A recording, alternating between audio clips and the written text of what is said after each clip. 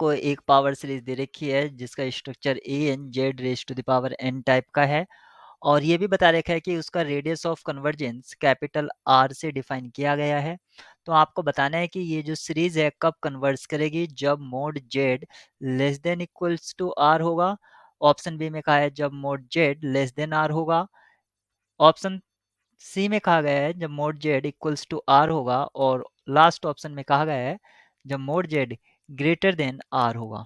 तो सबसे पहले हम रेडियस ऑफ कन्वर्जेंस के बारे में जान लेते हैं आखिर क्या होता है। अगर हमें रेडियस ऑफ कन्वर्जेंस निकालना है तो हम निकालते हैं limit N tends to infinity A N upon A N plus one, या तो ये फॉर्मूला अप्लाई करते हैं या अप्लाई करते हैं one upon limit N tends to infinity A n raise to the power one upon N.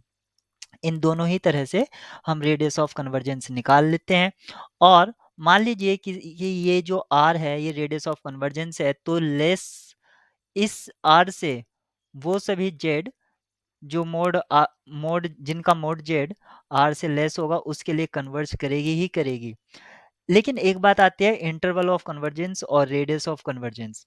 Interval of convergence radius of convergence से ज़्यादा पावरफुल है, क्योंकि हम वहां पर एग्जैक्टली बता सकते हैं कि किन किन पॉइंट्स के लिए वो कन्वर्ज करेगी। जैसे कि अगर हम बात करें mod Z equals to R, इसके लिए ये कन्वर्ज भी कर सकते हैं और डाइवर्ज भी कर सकते हैं। यानी कि यहाँ पर कोई भी हम इसको अजर्टली नहीं कह सकते कि हाँ क्या होगा।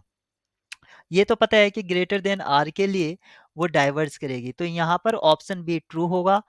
Series converge absolutely for mod Z less than R, option B correct.